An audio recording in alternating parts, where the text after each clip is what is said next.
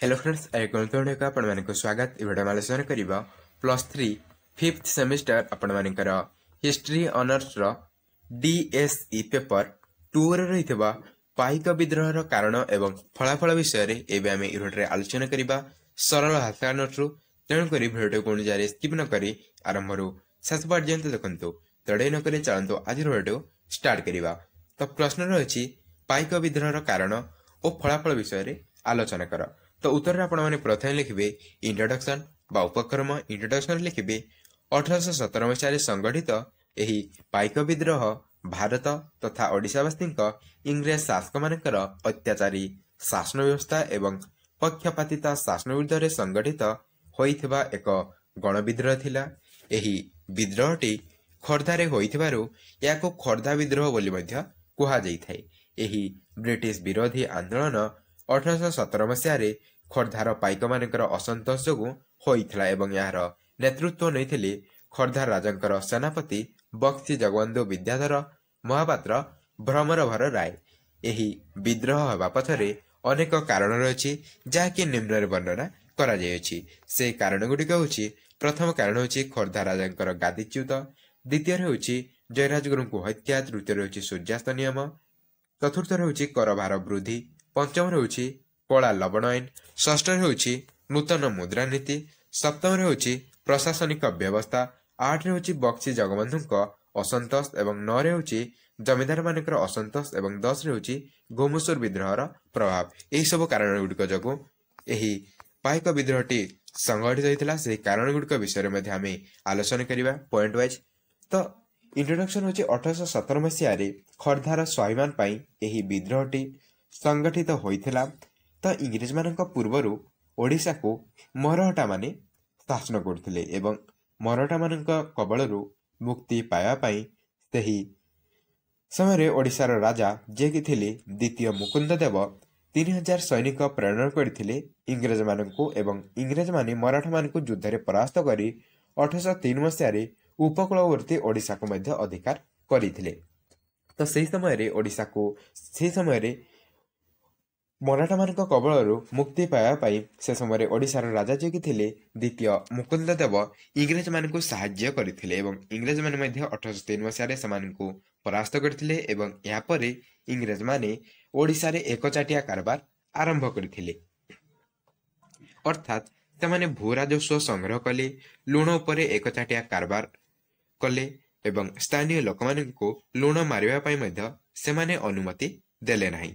स्थानीय ओडिया लोक मानकु सरकारी चाकरी मध्य सेमाने वंचित कले एवं से समय ओडिशा रे प्रचलित कौड़ी मुद्रा को मध्य सेमाने उच्छेद करथिले एवं एक नुआ मुद्रा सेमाने प्रचलन करथिले, जहा फल रे कि लोक माने क्रोधान्वित होइथिले एवं या सहित इंग्रेज माने द्वितीय मुकुंद देव को कौनसी प्रकार सुविधा सुजोग देले नाही, जहा द्वारा कि द्वितीय मुकुंद देव एवं इंग्रेज मानक मध्य तिक्तता देखा देइथिला एवं जार फलस्वरूप 1804 मसीहा नवेम्बर मासरे इंग्रेज एवं खोर्धार राजा मध्य एक युद्ध होइथिला एवं इंग्रेज मानक तरफरु सही युद्धर नेतृत्व नैथिले किना से युद्धर नेतृत्व नैथिले मेजर फ्लेचर एवं एही युद्ध रे इंग्रेज माने विजय मध्य होइथिले एवं खोर्धार राजा द्वितीय मुकुंद देव एही युद्ध रे इंग्रेज माने विजय होला परे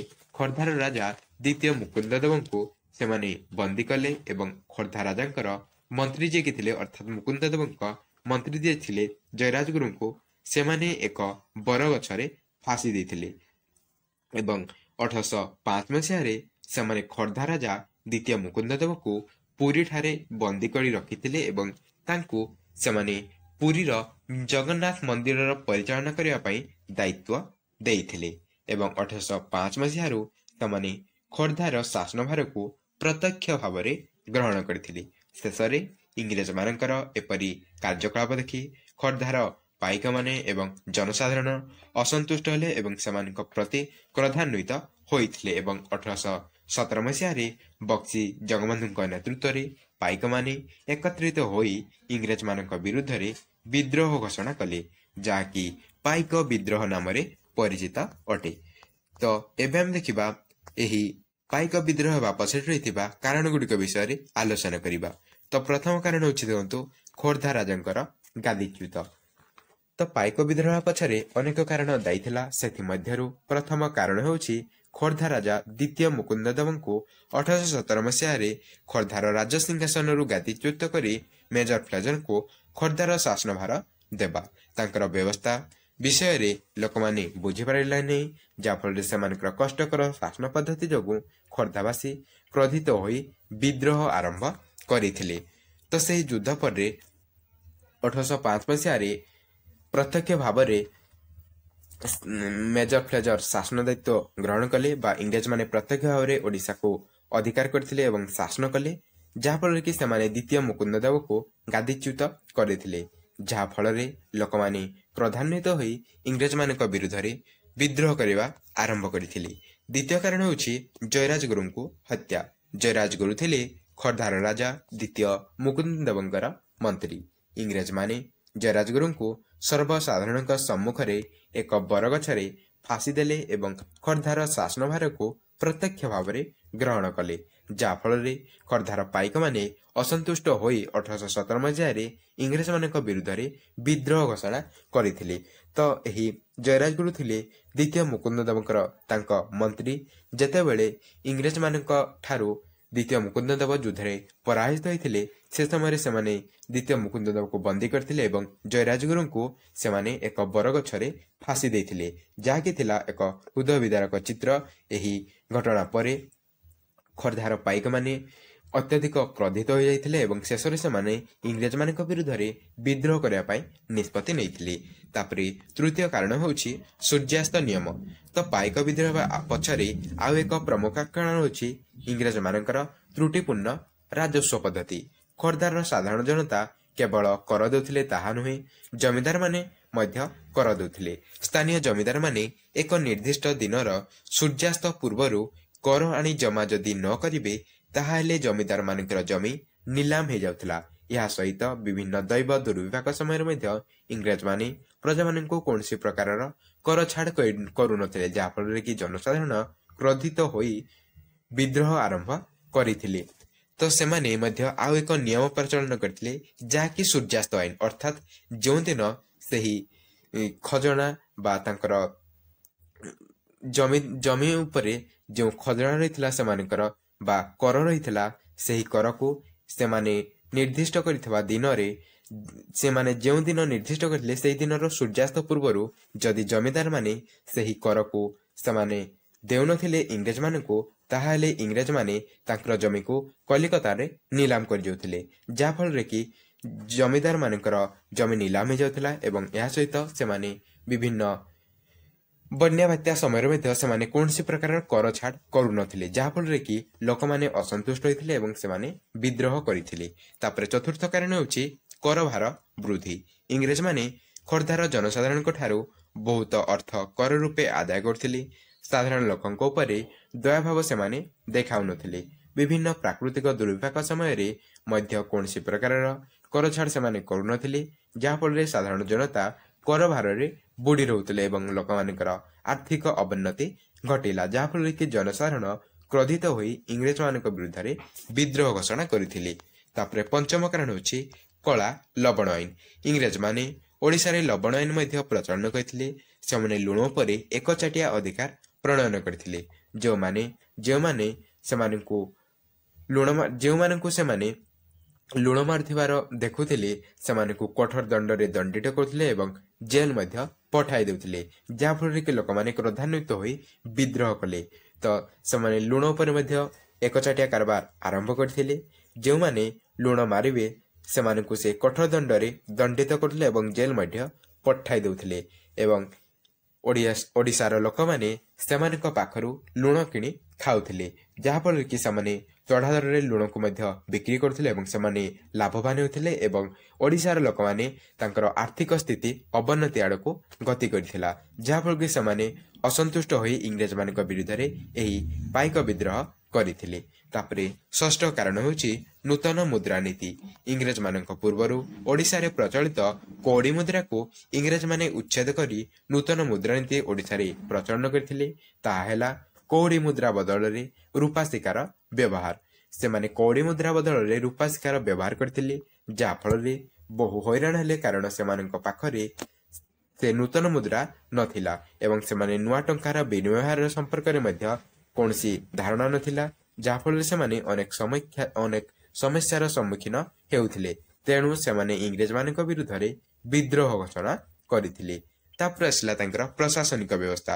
ଓଡ଼ିଶାରେ ଏକ ଜଟିଳ ଶାସନ ବ୍ୟବସ୍ଥା ଇଂରେଜମାନେ ପ୍ରଚଳନ କରିଥିଲେ, ଯାହାକୁ କି ଓଡ଼ିଶାର ଲୋକମାନେ ବୁଝିପାରୁନଥିଲେ, କାରଣ ସେହି ଆଇନଗୁଡ଼ିକ ଓଡ଼ିଆରେ ଲେଖା ନ ହୋଇ ବଙ୍ଗଳା ଏବଂ ପାର୍ସୀ ଭାଷାରେ ଲିଖିତ ହୋଇଥିଲା, ଯାହାଦ୍ୱାରା କି ଲୋକମାନେ କ୍ରୋଧାନ୍ୱିତ ହୋଇ ବିଦ୍ରୋହ କରିଥିଲେ। ଅଷ୍ଟମ କାରଣ ହେଉଛି ବକ୍ସି ଜଗବନ୍ଧୁଙ୍କ ଅସନ୍ତୋଷ। ତ ବକ୍ସି ଜଗବନ୍ଧୁଙ୍କ ଅସନ୍ତୋଷ ମଧ୍ୟ ପାଇକ ବିଦ୍ରୋହ ପାଇଁ କାରଣ ସାଜିଥିଲା, କାରଣ ସେ ଥିଲେ ଖୋର୍ଦ୍ଧା ରାଜାଙ୍କର ବକ୍ସି ଅର୍ଥାତ୍ ମୁଖ୍ୟ ସେନାପତି। ତାଙ୍କର ପଦବୀ ଥିଲା ବଂଶାନୁକ୍ରମିକ। ସେ ରହଙ୍ଗ, ଲେମ୍ବାଇ, ସରାଇ ଏବଂ ଛବିଶକୁଟ ଏହି 4ଟି ପ୍ରଗଣାକୁ ସେ ଜାଗିରି ଆକାରରେ ପାଇଥିଲେ। ଏଗୁଡ଼ିକୁ ବକ୍ସିବାଦ ବୋଲି ମଧ୍ୟ କୁହାଯାଉଥିଲା ଏବଂ ଏହି ବାବଦକୁ ସେ କୌଣସି ଖଜଣା ଦେଉନଥିଲେ। ମାତ୍ର ଯେତେବେଳେ ମେଜର ଫ୍ଲେଚର ଖୋର୍ଦ୍ଧାର ଶାସକ ହେଲେ, ସେତେବେଳେ ସେ ତାଙ୍କର 4 ଗୋଟି ପ୍ରଗଣାକୁ ଛଡ଼ାଇ ନେଲେ, ଯାହାଫଳରେ କି ବକ୍ସି ଜଗବନ୍ଧୁ ଅସନ୍ତୁଷ୍ଟ ହୋଇ ଇଂରେଜମାନଙ୍କ ବିରୁଦ୍ଧରେ 1817 ମସିହାରେ ବିଦ୍ରୋହ କରିଥିଲେ। ତାପରେ ନବମ କାରଣ ହେଉଛି ଜମିଦାରମାନଙ୍କର ଅସନ୍ତୋଷ। ଇଂରେଜମାନେ ଓଡ଼ିଶା ଅଧିକାର କରିବା ପରେ ଜମିଦାରମାନଙ୍କୁ ମଧ୍ୟ କର ଦେବାକୁ ଏବଂ ସୂର୍ଯ୍ୟାସ୍ତ ନିୟମ ଅନୁଯାୟୀ ସେମାନଙ୍କୁ ସେହି ନିର୍ଦ୍ଦିଷ୍ଟ ଦିନରେ କର ଦେବାକୁ ପଡ଼ିଲା, ଯାହାଫଳରେ ସେମାନେ ଅସନ୍ତୁଷ୍ଟ ହୋଇ ବିଦ୍ରୋହ କଲେ। ଯଦି ସେହି ନିର୍ଦ୍ଦିଷ୍ଟ ହୋଇଥିବା ଦିନର ସୂର୍ଯ୍ୟାସ୍ତ ସୁଦ୍ଧା ଅର୍ଥାତ୍ ସନ୍ଧ୍ୟା ସୁଦ୍ଧା ସେମାନେ ସେହି କରକୁ ପୈଠ ନ କରନ୍ତି ତାଙ୍କ ଗହଣରେ, ତାହେଲେ ସେମାନଙ୍କର ଜମି କଲିକତାରେ ନିଲାମ ହୋଇଯାଉଥିଲା, ଯାହାଫଳରେ କି ଜମିଦାରମାନେ ମଧ୍ୟ ଅସନ୍ତୁଷ୍ଟ ହୋଇଥିଲେ ଏବଂ ସେମାନେ ଏକତ୍ରିତ ହୋଇ ଇଂରେଜମାନଙ୍କ ବିରୁଦ୍ଧରେ ଏହି ପାଇକ ବିଦ୍ରୋହଟି କରିଥିଲେ। ତାପରେ ଶେଷ କାରଣ ହେଉଛି ଘୁମୁସୁର ବିଦ୍ରୋହର ପ୍ରଭାବ। ତ ଘୁମୁସୁରର କନ୍ଧମାନେ ଇଂରେଜମାନଙ୍କୁ ଘୃଣା କରୁଥିଲେ ଏବଂ ପରବର୍ତ୍ତୀ ସମୟରେ ଘୁମୁସୁରର କନ୍ଧମାନେ ଓ ଖୋର୍ଦ୍ଧାର ପାଇକମାନେ ମିଶି ଇଂରେଜମାନଙ୍କ ବିରୁଦ୍ଧରେ ବିଦ୍ରୋହ କଲେ। ତ ଏହା ଥିଲା ଏହିସବୁ କାରଣ ଗୁଡ଼ିକ ଯାହାକି ପାଇକ ବିଦ୍ରୋହ ହେବା ପଛରେ କାରଣ ସାଜିଥିଲା। ତ ଏବେ ଆମେ ଦେଖିବା ପାଇକ ବିଦ୍ରୋହର ଗତି। ତ ପାଇକ ବିଦ୍ରୋହ ଇଂରେଜମାନଙ୍କ ବିରୁଦ୍ଧରେ 1817 ମସିହାରେ ଦେଖାଦେଇଥିଲା। ଏହି ବିଦ୍ରୋହ ପାଇଁ ଘୁମୁସୁରରୁ 400 କନ୍ଧ ଆସି ବକ୍ସି ଜଗବନ୍ଧୁଙ୍କ ପାଇକ ସେନାବାହିନୀରେ ଯୋଗ ଦେଲେ ଏବଂ ଏହାପରେ ଏହି ଐତିହାସିକ ବିଦ୍ରୋହଟି ଆରମ୍ଭ ହୋଇଥିଲା। ବିଦ୍ରୋହୀମାନେ ପ୍ରଥମେ ବାଣପୁର ଥାନା, ସରକାରୀ ରାଜକୋଷ, ସରକାରୀ ଅଫିସକୁ ଆକ୍ରମଣ କରିଥିଲେ। ଏହାପରେ ବିଦ୍ରୋହୀମାନେ ଲେମ୍ବାଇ ଅଭିମୁଖେ ଅଗ୍ରସର ହୋଇଥିଲେ ଏବଂ ରଥିପୁରଠାରେ ଚରଣ ପଟ୍ଟନାୟକଙ୍କୁ ହତ୍ୟା କରିଥିଲେ। ଗଙ୍ଗପଡ଼ାରେ ଥିବା ଗ୍ରାମକୁ ଅବରୋଧ କରିଥିଲେ। ଏହି ବିଦ୍ରୋହକୁ ଦମନ କରିବା ପାଇଁ ଲେଫ୍ଟନାଣ୍ଟ ପ୍ରିଡିକ୍ ଓ ଫାରିସ୍ ଖୋର୍ଦ୍ଧା ଆସିଥିଲେ। ପାଇକମାନେ ଯୁଦ୍ଧ କରିବାରୁ ସେଠାରୁ ସେମାନେ ପଳାଇ ଯାଇଥିଲେ। ବିଦ୍ରୋହୀ ପାଇକମାନେ ଆଉ ମଧ୍ୟ ପିପିଲି ଥାନା ଏବଂ ସରକାରୀ ଦପ୍ତର ପୋଡ଼ି ଦେଇଥିଲେ। ଏହିପରି ଭାବରେ ପାଇକ ବିଦ୍ରୋହ ତୀବ୍ର ବେଗରେ ଗୋପ, କୁଜଙ୍ଗ, ପଟାମୁଣ୍ଡାଇ, ଗୋଲରା, ହରିଶପୁର ଏବଂ ପ୍ରହ୍ଲାଦପୁର ଆଡ଼େ ବ୍ୟାପି ଯାଇଥିଲା। ଏହା ଦେଖି ଇଂରେଜ ସରକାର ବିଦ୍ରୋହକୁ ଦମନ କରିବା ପାଇଁ ଏକ ଦୃଢ଼ ପଦକ୍ଷେପ ନେଇଥିଲେ। ସେ ପାଇକ ବିଦ୍ରୋହର ପରାମର୍ଶଦାତା ନାରାୟଣ ପରମଗୁରୁ ବାମଦେବ ପାଟଯୋଶୀଙ୍କୁ ସେ ଗିରଫ କରିଥିଲେ। କ୍ୟାପ୍ଟେନ ଏ ମ୍ୟାକ୍ଲିଓଡ ପଟ୍ଟାମୁଣ୍ଡାଇର ବିଦ୍ରୋହ ଦମନ କରିଥିଲେ। ଏହା ବିଦ୍ରୋହୀମାନଙ୍କର ମନୋବଳକୁ ଭାଙ୍ଗି ଦେଇଥିଲା। ପରବର୍ତ୍ତୀ ସମୟରେ ବକ୍ସି ନିଜ ଅନୁଚରମାନଙ୍କୁ ନେଇ ଜଙ୍ଗଲକୁ ମଧ୍ୟ ପଳାୟନ କରିଥିଲେ। ଏହାପରେ ଇଂରେଜ ସରକାର ବକ୍ସିଙ୍କୁ ଧରିବା ପାଇଁ ତାଙ୍କ ପାଇଁ ଏକ ପୁରସ୍କାର ରଖିଥିଲେ, ଯଥା ବକ୍ସିଙ୍କୁ ଯିଏ ଧରାଇବ ସେ 5000 ଟଙ୍କା ପାଇବ ଏବଂ ତାଙ୍କର ଅନୁଚରମାନଙ୍କୁ ଯିଏ ଧରାଇବ ସେ 2000 ଟଙ୍କା ପାଇବ। ତଥାପି ତାଙ୍କର ଯୋଜନା ସଫଳ ହେଲା ନାହିଁ। ତେଣୁ ଇଂରେଜ ସରକାର ସେମାନଙ୍କର ଆତ୍ମସମର୍ପଣ ଉପରେ ଚାପ ପକାଇବା ପାଇଁ ତାଙ୍କର ଯେଉଁ ଭୂସମ୍ପତ୍ତି ରହିଥିଲା ସେଗୁଡ଼ିକୁ ବାଜ୍ୟାପ୍ତ କରିଥିଲେ ଏବଂ ବକ୍ସି ଜଗବନ୍ଧୁଙ୍କ ପରିବାରର ସଦସ୍ୟମାନଙ୍କୁ ସେମାନେ ବନ୍ଦୀ କରିଥିଲେ। ଯାହାଫଳରେ କି ଏହି ଚାପ ବଳରେ ଇଂରେଜମାନଙ୍କର ଚାପରୁ ଜନସାଧାରଣଙ୍କର ସମର୍ଥନ ମଧ୍ୟ ମିଳିଲା ନାହିଁ ବକ୍ସି ଜଗବନ୍ଧୁଙ୍କୁ। ତେଣୁ ବକ୍ସି ଜଗବନ୍ଧୁ ବାଧ୍ୟ ହୋଇ 1825 ମସିହା ମେ ମାସ 27 ତାରିଖ ଦିନ କଟକ ଆସି इंग्रेज सरकार निकटरे एक चुक्तिनामा करी आत्मसमर्पण कले। यह परे बाध्य होई से बख्शी उपाधि त्याग कले एवं रडंग जमींदारी उपरे निजर दाबी को मध्य से परित्याग कले एवं इंग्रेज सरकार ठारू मासिक भत्ता नहीं से कटक रे मृत्यु पर्यंत नरबंदी होई रहिले। या परे विद्रोहर अंत घटिला एवं 1829 मसीहा जनवरी मास 24 तारिख दिन बक्सी जगबंधु कटक ठारे प्राण त्याग करथिले एवं कटक रे से रहितवा स्थान को बक्सी बाजार नाम रे वर्तमान सुद्धा स्मरण करा जाउछि। तो तापर हेउछि पाइक विद्रोहर फलाफल कोन थिला। यह तो थिला तार एई पाइक विद्रोहर गति एवं पाइक विद्रोह कारण विषय में आलोचना करिले। एबे देखिबा आमे पाइक विद्रोहर फलाफल विषय। तो यह परे अर्थात एही घटना परे 2 जन सदस्य विशिष्ट एक कमिटी गठन करागला।